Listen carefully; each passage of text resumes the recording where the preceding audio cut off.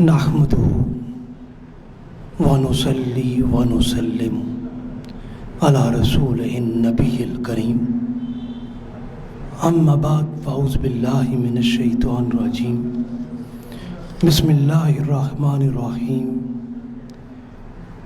رضي الله عنهم ورضوا عنه صدق الله العلي العظيم وصدق رسوله النبی الکریم۔ معزز حاضرین و ناظرین گرامی قدر، عزیز طلباء و طالبات، آج ہمارا موضوع ہے انسانی زندگی کا مقصد، رضا الہی کا اصول، اور اس کو ہم نے عنوان دیا ہے انسان اور مقصد حیات کی تلاش۔ اس آیہ کریمہ سے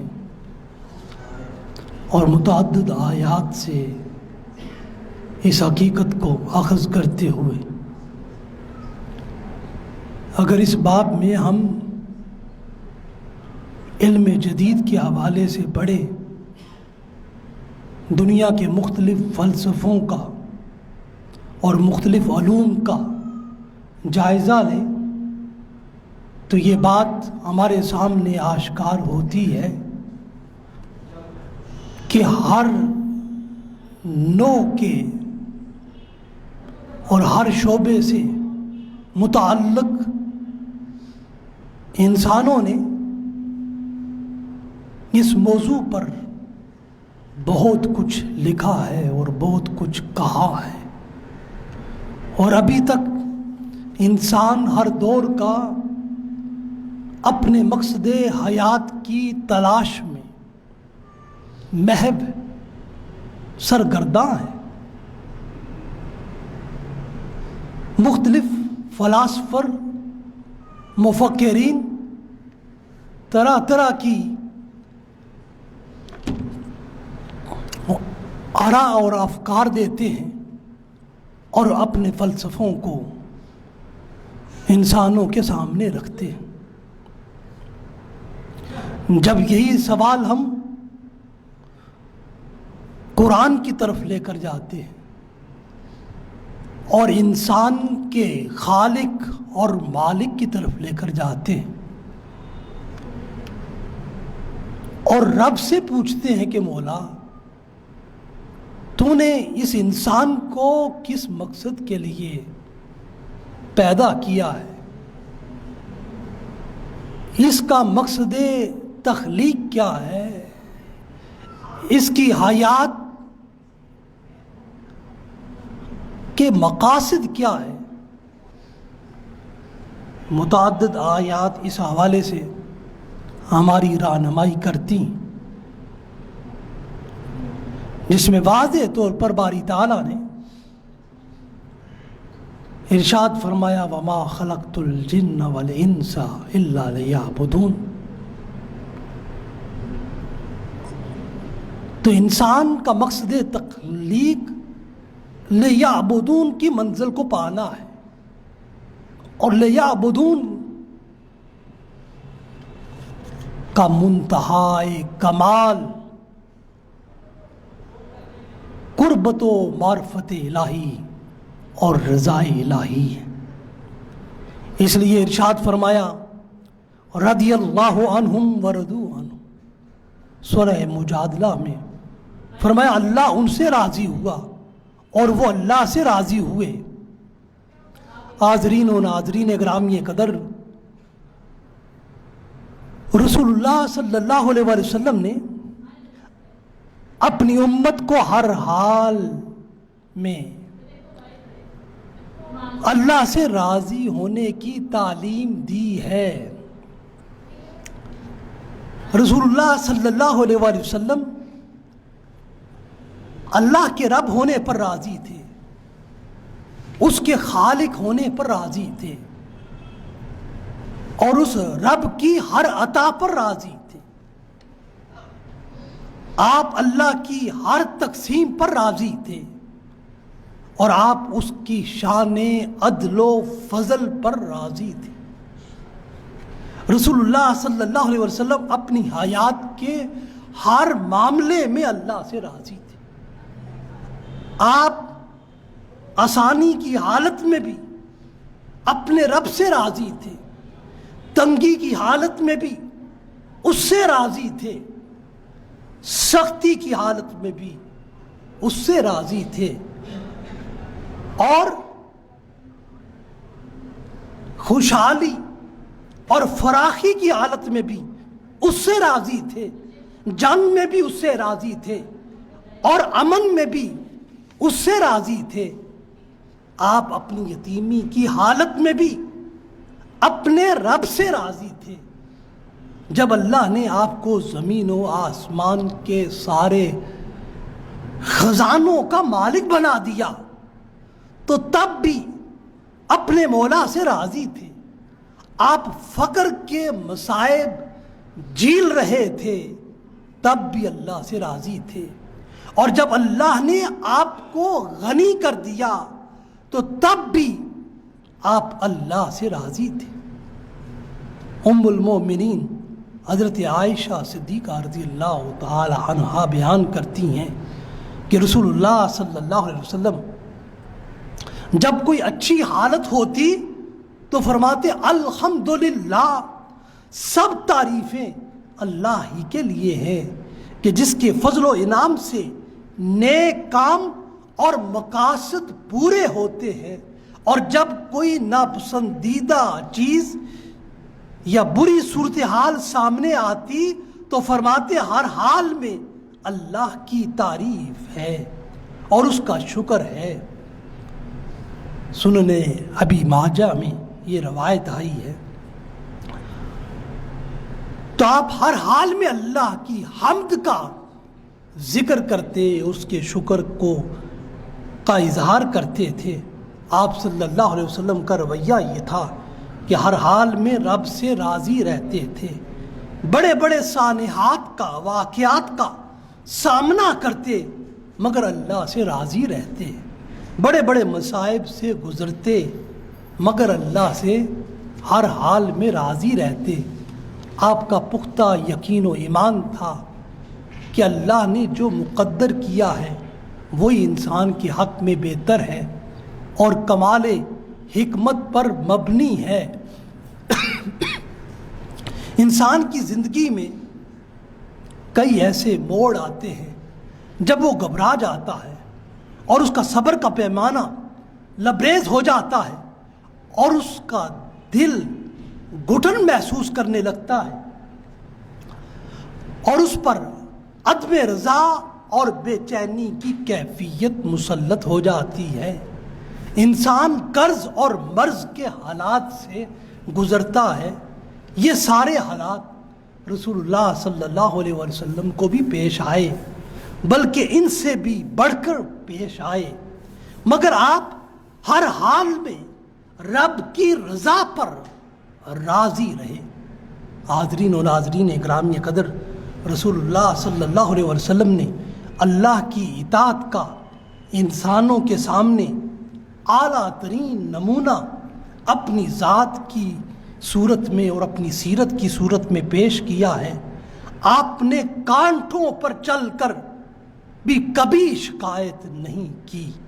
اس لیے قرآن نے آپ کی زندگی کو دوسری انسانی زندگیوں کے لیے ایک رول ماڈل بنایا ہے اور ایک نمونہ کمال بنایا ہے، اور جس کا اعلان قرآن نے صراحتاً یوں کیا. ارشاد فرمایا لقد کان لکم فی رسول اللہ اسوۃ حسنہ. تو حاضرین گرامی قدر، رسول اللہ صلی اللہ علیہ وسلم کی ساری حیات اور اس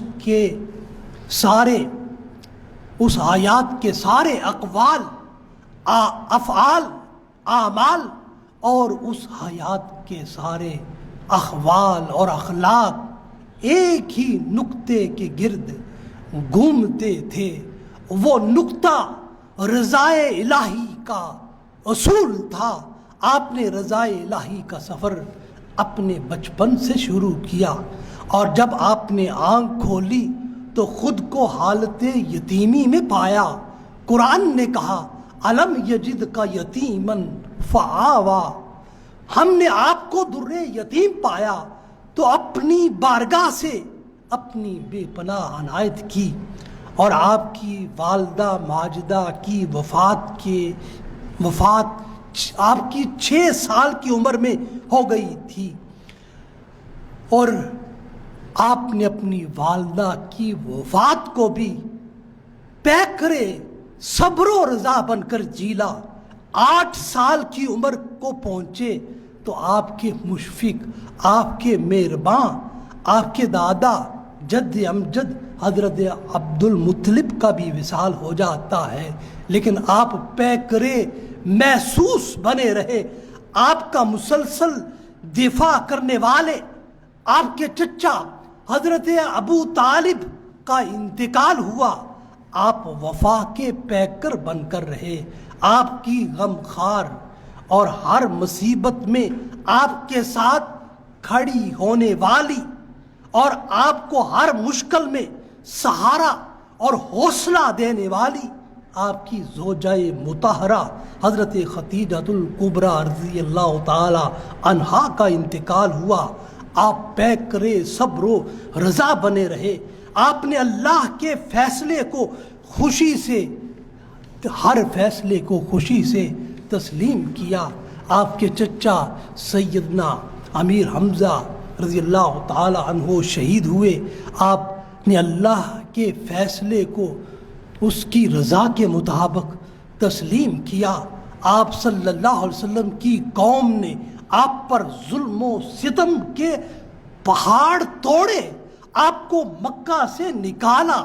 آپ صلی اللہ علیہ وسلم نے اللہ کی رضا کی خاطر صحرا میں اذیتیں برداشت کی۔ آپ نے اللہ کی رضا کی خاطر کفار کی عداوت اور دشمنی کو برداشت کیا، اور انہوں نے آپ کو قتل کرنے کا مذموم ارادہ کیا تھا، آپ کے در دولت کا محاصرہ کیا تھا۔ آپ نے اللہ کی خاطر اس کو بھی برداشت کیا، اور ان کی تلواروں کے محاصرے سے نکل کر غار ثور میں پناہ لی۔ دشمن وہاں بھی پہنچا، مگر آپ نے اللہ کی رضا کی خاطر ہر چیز کو برداشت کیا اور ہر حال میں اس کی رضا پر راضی رہے۔ آپ کے اصحاب آپ کے سامنے شہید ہوئے، آپ قضائے الہی پر راضی رہے۔ غزوہ احد میں آپ کا چہرہ اقدس زخمی ہوا اور آپ کے رباعی دانت شہید ہوئے، مگر آپ اللہ کی رضا پر راضی رہے۔ رسول اللہ صلی اللہ علیہ وسلم نے مشرکوں کی دسیسہ کاریوں کو دیکھا اور ان کو برداشت کیا، یہود کی مکاریوں کو دیکھا، منافقوں کی غداریوں کا مشاہدہ کیا، مگر سب پر آپ نے تحمل کا اور صبر کا مظاہرہ کیا۔ حاضرین گرامی قدر، رسول اللہ صلی اللہ علیہ وسلم کی حیات کو ہم جس سمت سے بھی دیکھیں، آپ کی حیات رضائے الہیہ کا آئینہ دار تھی۔ آپ کی زبان اور آپ کے جملہ اعضاء احکام الہیہ پر عمل اور اس کی رضا کے مظہر تھے۔ حاضرین و ناظرین گرامی قدر، اللہ کے فیصلوں پر راضی ہونے سے انسان کو دکھوں سے نجات ملتی ہے، غموں سے چھٹکارا ملتا ہے، پریشانیوں سے خلاصی ملتی ہے۔ بے چینی اور بے قراری انسان کا چین اور قرار میں بدل جاتی ہے، اضطراب فرحت بن جاتا ہے، نفسیاتی دباؤ روحانی یاد بن جاتا ہے۔ اللہ کی تقدیر پر راضی رہنے والا ہمیشہ مطمئن زندگی کے ہر پل میں رہتا ہے، خوش دل رہتا ہے، پرسکون رہتا ہے، اس لیے کہ وہ اللہ سے راضی ہوتا ہے اور اللہ اس سے راضی ہوتا ہے۔ وہ رب زیادہ دے تو تب بھی وہ رب سے راضی رہتا ہے، تھوڑا دے تو تب بھی وہ رب سے راضی رہتا ہے۔ وہ رب نعمتوں سے نوازے تب بھی وہ خوش رہتا ہے، وہ آزمائشوں میں ڈالے تب بھی وہ رب سے راضی رہتا ہے۔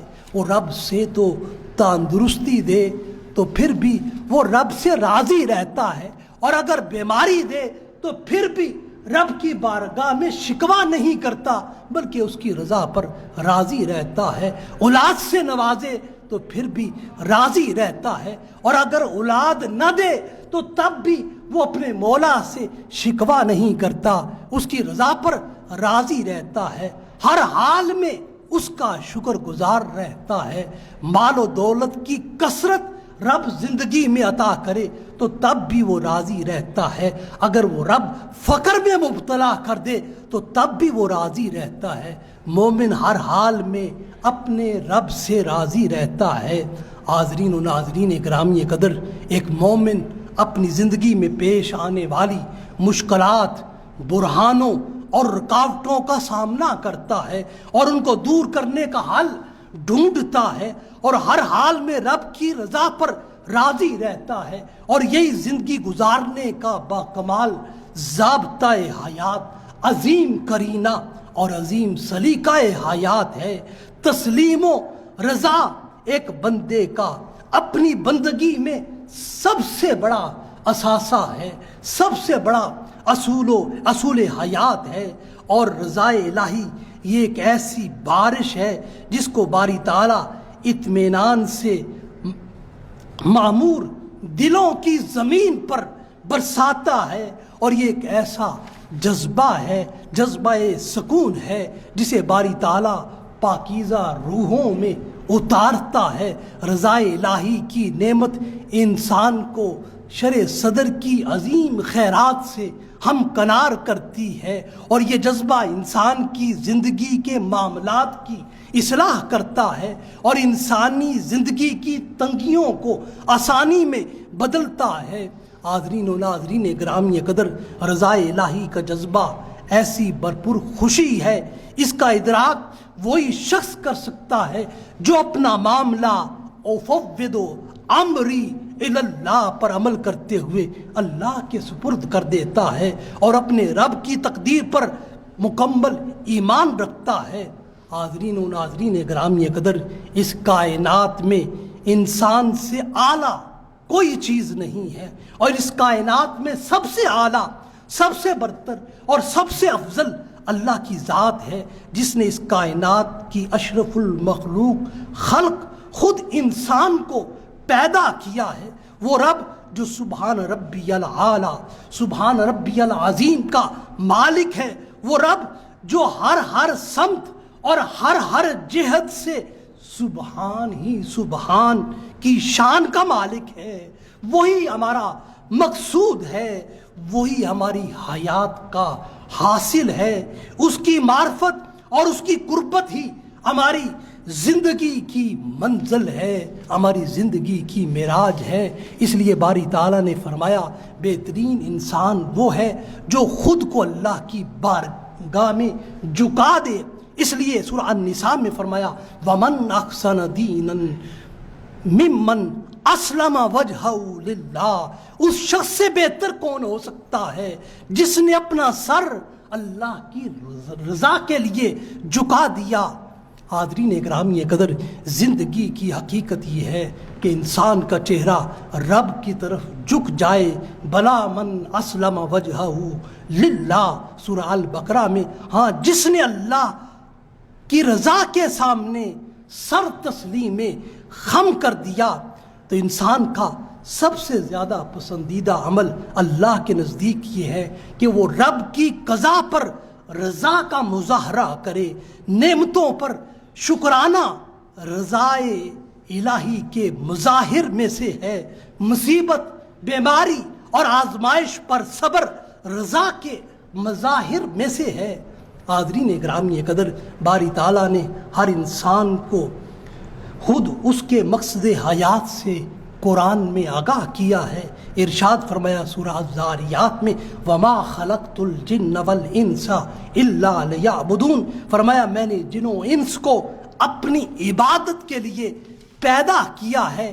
اس آیا کریمہ میں لفظ لیعبدون کل انسانی حیات اور اس کے مقصد کو واضح کرتا ہے. انسانوں کی خلقت انسانی اور انسانی وجود لیعبدون کی منزل کو حاصل کرنے کے لیے ہے. لیعبدون کی معنویت اور اس کے عملی اطلاق کو حضرت عبداللہ ابن عباس نے واضح کیا ہے. لیعبدون وہ معنی بیان کرتے ہیں اے لیعرفون. ہر انسان کی خلقت و ولادت اور حیات کا مقصد مقام عرفان الہی کو پا لینا ہے، اور عرفان الہی کا درجہ انسان کو رضا الہی کے مرتبے اور درجے تک پہنچاتا ہے. اللہ کی پہچان اور اس کا قرب اور اس کی معرفت کے ذریعے سے حاصل ہوتا ہے، اور یہی معرفت قربت میں بدل کر انسان کو رضا الہیہ کا مسافر بناتی ہے. اس کائنات میں ہمیں ہر چیز کا عرفان، حتیٰ کہ انسان کو اپنی ذات کا عرفان اللہ کے عرفان تک پہنچاتا ہے. اور اس راز کو رسول اللہ صلی اللہ علیہ وسلم نے اپنی امت پر یوں منکشف کیا ہے. ارشاد فرمایا من عرف نفسہ فقد عرف ربہ. جس نے اپنی نفس اور اپنی جان کو حقیقتاً پہچان لیا، اس نے اپنے رب کو پہچان لیا، اپنے رب کا عرفان حاصل کر لیا. حاضرین گرامی قدر، اب یہاں ذہن میں ایک سوال پیدا ہوتا ہے کہ انسان کو اپنی ذات کی پہچان سے اللہ کی پہچان کیسے حاصل ہوتی ہے؟ تو اس کا جواب یہ ہے کہ اللہ کی پہچان کا تعلق انسان کے باطن سے ہے، انسان کے ظاہر سے بھی ہے. جس شخص نے اپنی جان اور اپنے نفس سے باطن کو پہچان لیا تو وہ در حقیقت اپنے اندر موجود خدا کے حکم اور امر روح کو پہچان لیتا ہے.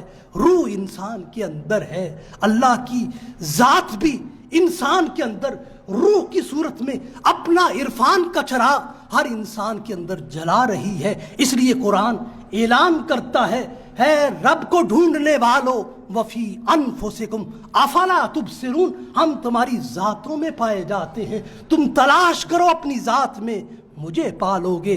تو فرمایا بلا شبہ اس کی پہچان کی نشانیاں انسان کے خارج میں بھی ہیں، انسان کے ظاہر میں بھی ہیں، انسان کے باطن میں بھی ہیں. اس لیے قرآن نے کہا سنوریہم آیاتنا فی الآفاق وفی انفسہم، کہ ہم اپنی نشانیاں تمہیں اس خارج کائنات میں اور تمہاری اپنی ذات کی کائنات میں ہر سو تمہیں اپنی دکھائیں گے. اس لیے دکھائیں گے تاکہ تمہیں رب کا عرفان حاصل ہو جائے. تو حاضرین گرامی قدر، وہ رب ہماری ذات کے اندر بھی ہے، ہماری ذات کے باہر بھی ہے، وہ آفاق میں بھی ہے، ہر سو ہے، ہر طرف ہے، ہر جہت ہے، ہر سمت ہے. وہ ہمیں اس رب کو ڈھونڈنا ہے، اپنے باطن میں بھی ڈھونڈنا ہے، اپنے خارج میں بھی اسے تلاش کرنا ہے. حدیث قدسی میں اسی امر کی تائید ہوتی ہے. وہ رب ہر بندہ مومن کے دل میں بستا ہے. جو شخص بھی اپنے دل میں اپنے رب کو تلاش کرے گا اور جو اپنے رب کو نیا خانہ دل میں محسوس کرے گا تو رب اس کے احساسات میں آتا ہے اور پھر اس کی سمجھ میں بھی آتا ہے. اس لیے حدیث قدسی میں رب خود بیان کرتا ہے لا یسانی ارضی ولا سمائی ولا کن تسانی قلب عبد المومن. فرمایا ہے میرے بندو سن لو، خود خدا حدیث قدسی میں رسول اللہ صلی اللہ علیہ وسلم روایت کرتے ہیں، فرماتا ہے نہ میں زمین میں سماتا ہوں نہ آسمانوں میں سماتا ہوں، بلکہ میں مومن کے دل میں سماتا ہوں. تو جب ہم اللہ کا ذکر کرتے ہیں، اس کے احکام کی پیروی کرتے ہیں اور خود کو اس کے احکامات کا، اس کی فرامین کا، فرمودات کا عامل بناتے ہیں اور اس کی ہر نعمت پر اس کو یاد کرتے ہیں اور اس کی ہر نعمت پر اس کا شکر بجا لاتے ہیں اور ہو کی ضربوں سے اس کو اپنے دل میں تلاش کرتے ہیں تو وہ رب ہمیں اپنی ذات کا عرفان عطا کرتا ہے. ہم عرف نفسہ سے عرف ربہ کی منزل پر فائز ہو جاتے ہیں. انسان جب عرفان ذات کے اس مقام اور اس درجے پر پہنچتا ہے تو یہ آیہ کریمہ ہمیں یوں محسوس ہوتی ہے جیسے ہمارے دل کی کائنات میں ابھی یہ آیہ کریمہ نازل ہو رہی ہے.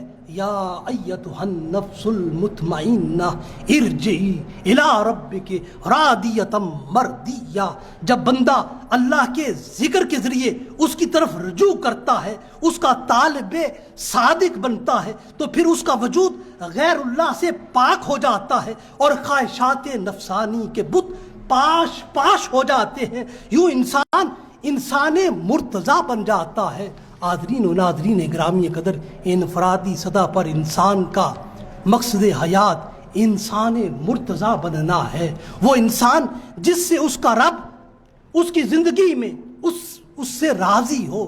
رضا الہیہ کی عملی صورت اللہ کے ہر حکم کو انتہائی محبت اور چاہت سے بجا لانا ہے اور اس کے ہر حکم پر سر تسلیم خم کرنا ہے اور اس کے ہر امر کی پیروی کرنا ہے. اللہ کے ہر حکم کو انسانی عمل میں بدلنے کے لیے جو جذبہ ہو وہ محبت الہیہ کا ہو، وہ رضا الہیہ کا ہو، تو پھر وہ عمل آسان ہو جاتا ہے. اور محبت اور رضا اس عمل سے، ہر انسانی عمل سے اسر تنگی کو مغلوب کر دیتی ہے اور محبت الہیہ اور رضا الہیہ اس عمل میں یسر آسانی کو غالب کر دیتی ہے. پھر شریعت کا کوئی امر انسان کے لیے بجا لانا مشکل نہیں رہتا ہے. یقیناً اپنا مال خرچ کرنا اور اپنا مال دوسروں کو دینا انتہائی مشکل کام ہے، مگر اس مشکل کام کو اللہ کی محبت اور اللہ کی رضا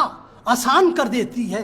اس لیے مال خرچ کرنے کا اور دوسروں کو دینے اور فی سبیل اللہ اس کے انفاق کا ضابطہ اور جذبہ اور اصول باری تعالیٰ نے یہ دیا ہے. فرمایا وَآتَ الْمَالَ عَلَىٰ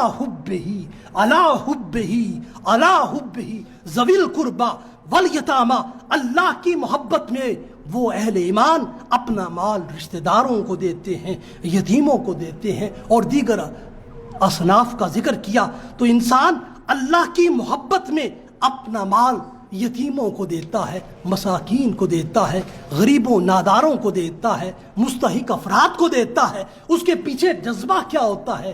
اللہ کی رضا ہوتی ہے، اللہ کی قربت اور اس کی معرفت ہوتی ہے. تو گویا ہر انسانی عمل کے لیے کوئی نہ کوئی چیز محرک ہوا کرتی ہے. انسانی عمل کے لیے سب سے اعلیٰ اور سب سے بہترین محرک، موٹیویشنل پاور وہ حب الہی ہے، وہ رضا الہی ہے. انسان اللہ کی رضا کی خاطر ایثار و قربانی کا مظاہرہ کرتا ہے، اپنی زندگی میں صبر آزما جد و جہد کرتا ہے، اپنی زندگی میں طرح طرح کے مصائب و شدائد کا مقابلہ کرتا ہے اور ان کو اللہ کی رضا کی خاطر بخوشی برداشت کرتا ہے اور جھیلتا ہے. اور اگر اللہ کی رضا ایک مسلمان کے پیش نظر نہ ہو تو وہ کوئی تکلیف بھی زندگی میں برداشت نہ کر سکے، کسی قسم کی کوئی جانی اور مالی قربانی نہ دے سکے. اس لیے ہم کہہ سکتے ہیں اصل زندگی اللہ کی رضا کا اصول ہے اور مقام بندگی کا کمال رضا الہیہ کے مقصد کو پا لینا ہے.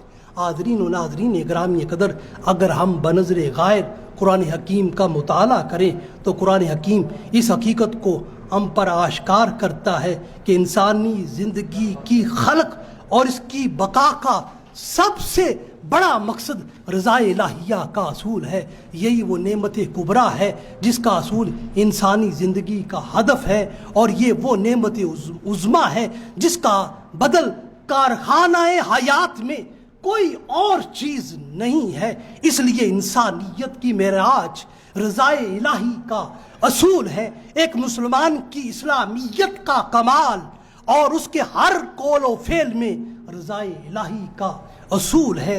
اس حقیقت کی طرف متوجہ کرتے ہوئے باری تعالیٰ یوں قرآن میں فرماتا ہے وَرِضْوَانٌ من اللہ اکبر ورضوان ورضوان من اللہ اکبر، اللہ کی طرف سے رضا کا حاصل ہو جانا یہ سب سے بڑی انسانوں کی زندگی میں نعمت ہے۔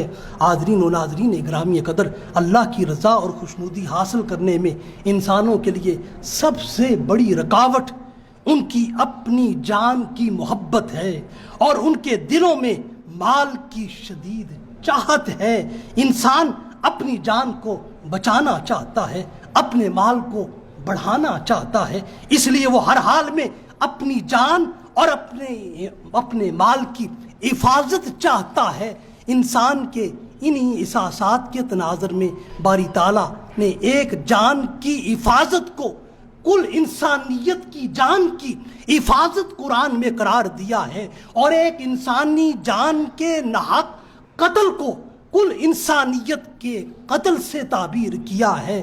اس بنا پر مال کی حفاظت میں نقب لگانے والے کے لیے سخت سزا کا اعلان کیا گیا ہے، اور قطع ید کا حکم اس پر نافذ کیا گیا ہے جو مال کو چراتا ہے، فرمایا اس کا ہاتھ کاٹ دو۔ مگر باری تعالیٰ نے جان و مال کی محبت میں شدید گرفتار انسان کے ایمان کا امتحان یوں لیا ہے، ارشاد فرمایا اگر تمہیں اللہ کی رضا کی خاطر اپنی جان اور مال سے بھی گزرنا پڑے تو گزر جاؤ، اور اپنی جان و مال کو اللہ کی رضا کی خاطر قربان کر دو۔ اس لیے اہل ایمان کی پہچان قرآن نے سورہ التوبہ میں یوں کرائی ہے، ارشاد فرمایا الذین آمنوا وہاجروا وجاہدوا فی سبیل اللہ باموالہم وانفسہم اعظم درجۃ عند اللہ واولئک هم الفائزون یبشرہم ربہم برحمت منہ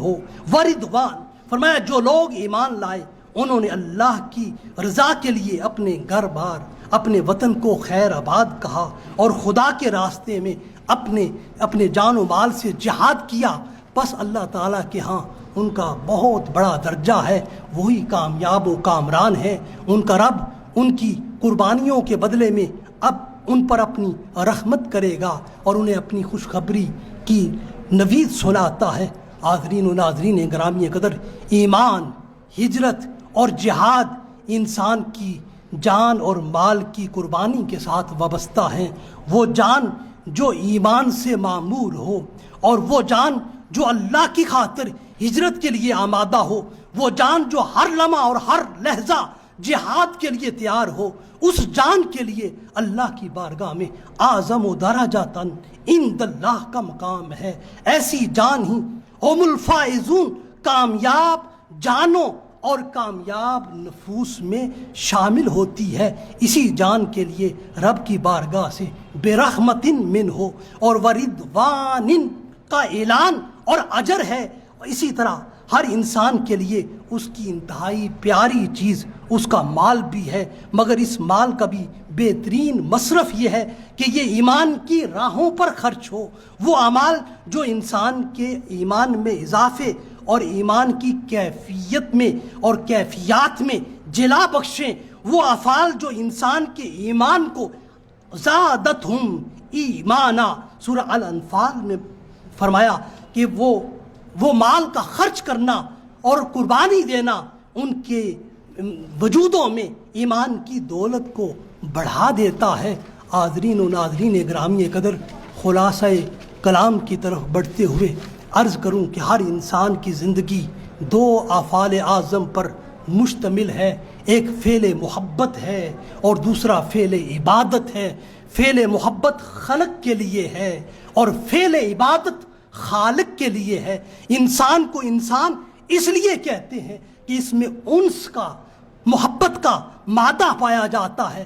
یہ اللہ سے بھی محبت کرتا ہے اور اللہ کی مخلوق سے بھی محبت کرتا ہے۔ یہ انسان جب اللہ کی خلق سے محبت کرتا ہے تو اس کی یہ محبت خدمت خلق بنتی ہے، اور جب یہ اللہ سے محبت کرتا ہے تو اس کی یہ محبت عبادت الہیہ بنتی ہے۔ خدمت خلق میں اس کا نقطہ کمال یہ ہے کہ اس مقام پر پہنچ جائے جس کے لیے رسول اللہ صلی اللہ علیہ وسلم نے فرمایا خیر الناس من ینفع الناس کا پیکر عدم بن جائے، اس کا وجود سراپا خیر ہو اور نفع رساں ہو، تو یہ ایسا وجود ہو جو ہر کسی کو نفع پہنچا رہا ہو، اور محبت و عبادت الہی میں اس کا نقطۂ معراج والذین آمنوا اشد حبا للہ کی منزل پر فائز ہونا ہے۔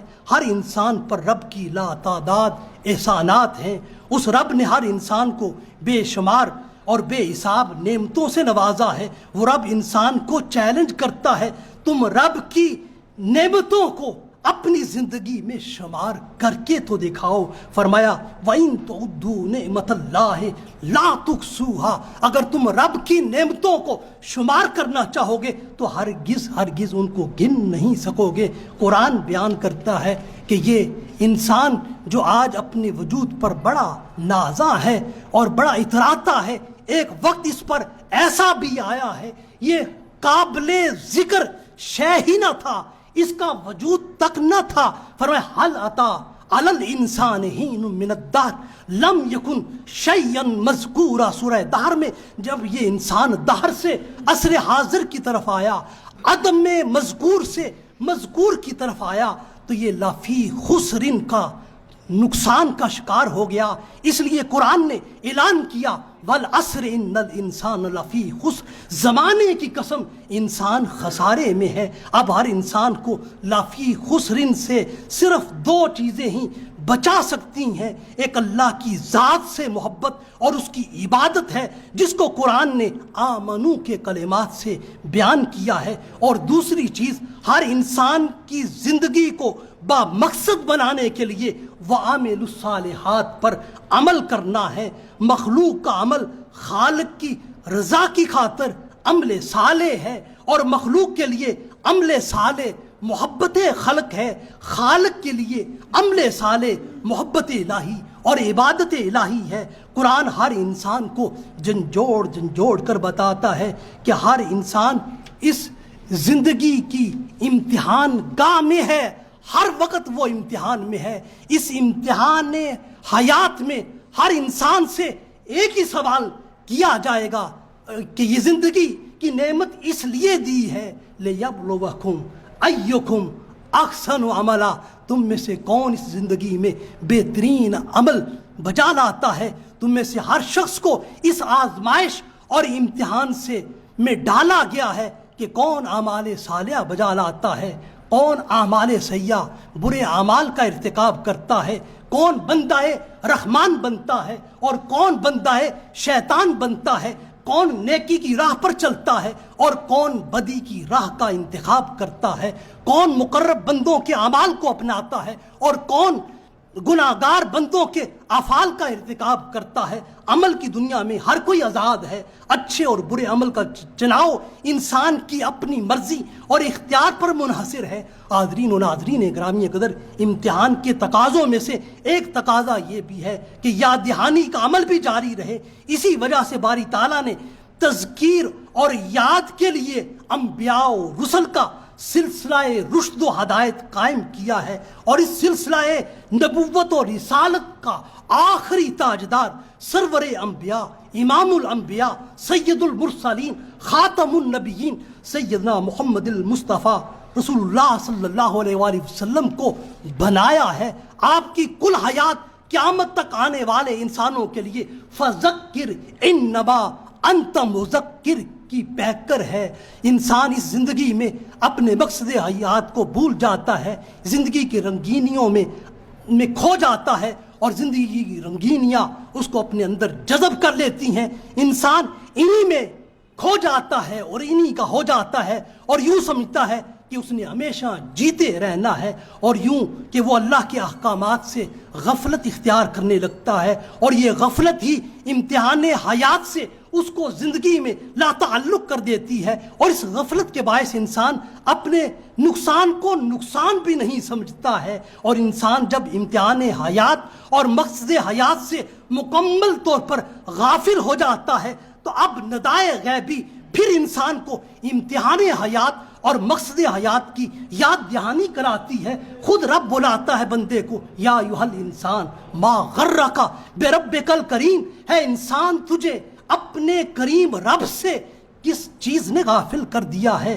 یہ وہی انسان ہے جس کو باری تعالیٰ نے احسن تقویم کی منزل پر فائز کیا ہے۔ ارشاد فرمایا لقد خلقنا الانسان فی احسن تقویم، کبھی اسی انسان کو باری تعالیٰ اشرف الخلق ہونے کا تاج اس کے سر پر سجاتا ہے اور یوں کہتا ہے وَلَقَدْ كَرَّمْنَا بنی آدم، کہ ہم نے ساری خلق میں بنی آدم کو شرف عطا کیا ہے، عزت عطا کی ہے۔ کبھی اس انسان کی ناشکریوں اور اس کی زیادتیوں کا اظہار بھی رب کرتا ہے۔ ان الانسان لظلوم کفار، سورہ ابراہیم میں کبھی اسی انسان کی حالت ظلم اور حالت جہول کا ذکر قرآن کرتا ہے۔ وَحَمَلَ الْإِنسَانُ إِنَّهُ كَانَ ظَلُومًا جہولا، سورہ الاحزاب میں۔ یہ انسان کی شخصیت کی فضیلت کے برعکس اس کی فضیلت کا پہلو ہے جس کا نقطہ انتہا اور جس کے زوال اور پستی کی حد یہ ہے کہ انسان کو اللہ ہی نے اگر احسن تقویم قرار دیا ہے، اسی انسان کو معاشرے میں بسنے والے کو کل انعام بھی قرار دیا ہے، یہ جانوروں کی طرح ہے بلکہ جانوروں سے بھی پست ہے۔ اس لیے فرمایا اولئک کل انعام بل ہم اضل اولئک هم الغافلون، سورہ الاعراف میں، کہ یہ لوگ جانوروں کی طرح ہیں بلکہ ان سے بھی زیادہ بھٹکے ہوئے ہیں۔ یہی لوگ غفلت میں پڑے ہوئے ہیں اور غفلت میں اپنی زندگی بسر کر رہے ہیں۔ اب انسان کی ان دونوں حالتوں، فضیلت اور فضیلت کا راز کس چیز میں منحصر ہے؟ قرآن نے اس راز کو بھی منکشف کر دیا ہے۔ فرمایا لیس للانسان الا ما سعی، انسان کے لیے صرف وہی کچھ ہے جس کی اس نے اپنی زندگی میں کوشش کی۔ انسان اور صحیح یہ دونوں لازم و ملزوم ہے، اور صحیح جد و جہد ہی انسان کے اعمال بنتی ہے۔ صحیح عمل میں سے صحیح صالح اور عمل صالح جب بنتی ہے تو یہ انسان کو اللہ کا مقرب بندہ بناتی ہے۔ جب بندہ اپنے صحیح عمل کو صالحیت کا روپ دیتا ہے، اس میں اخلاص کو شامل کرتا ہے، اپنے ہر عمل صالح میں وہ یریدون وجہہ، اس کی رضا کا طالب ہوتا ہے، وہ اپنے ہر عمل کی نیت یہ کرتا ہے یبتغون فضلا من اللہ ورضوانا، وہ ہر حال میں اللہ کا فضل اور اس کی رضا تلاش کرتا ہے۔ تو باری تعالیٰ ایسے لوگوں کو ان کی زندگیوں میں اپنی رضا اور خوشنودی کی خوشخبری یوں سناتا ہے لقد رضی اللہ عن المؤمنین، اللہ مومنوں سے راضی ہو گیا۔ اور کبھی اپنی رضا کی نوید ان کو یوں سناتا ہے رضی اللہ عنہم ورضوا عنہ ذالک الفوز العظیم، اللہ ان سے راضی ہوا، وہ رب سے راضی ہوئے۔ بس یہی زندگی کی سب سے بڑی کامیابی ہے، سب سے بڑی نعمت ہے۔ ایسی انسانی جان کو وقت مرگ خود باری تعالیٰ جو ساری زندگی رب کی رضا کا طالب رہتا ہے، اس کو خود ندا دیتا ہے یا ایتھا النفس المطمئنہ ارجعی الی ربک راضیۃ مرضیہ، ہے نفس مطمئنہ اپنے رب کی طرف لوٹا اس حال میں کہ تو اپنے رب سے راضی ہو اور رب تجھ سے راضی ہو۔ اگر انسان اپنی زندگی کو اللہ کی مسلسل رضا طلبی میں گزار دے تو ایسا انسان ہی حق کے زندگی کا یہ عظیم فرض ادا کر سکتا ہے۔ مگر اس کے باوجود یہ فرض شناس انسان اپنی زندگی کے اختتام پر حق کے بندگی کے حوالے سے یہی کہتا ہوا دنیا سے رخصت ہوتا ہے کہ جان دی ہوئی اسی کی تھی۔ حق تو یہ ہے کہ حق ادا نہ ہوا، اور اقبال نے اس موضوع پر اسرار خودی میں یوں ترغیب دی ہے قرب حق از ہر عمل مقصود دار، قرب حق از ہر عمل مقصود دار، تازے تو گردد جلالش آشکار۔ تو اپنے ہر عمل میں اللہ کی رضا اور اس کے قرب کو تلاش کرتے رہو۔ یہی مقصد زندگی ہے کہ تم پر رب کی عظمت آشکار ہو جائے اور رب کی معرفت تمہیں میسر ہو جائے اور رب کی رضا تمہیں حاصل ہو جائے۔ باری تعالیٰ ان افکار پر ہمیں عمل کرنے کی توفیق خاص عطا فرمائے۔ وآخر دعواہم ان الحمد للہ رب العالمین۔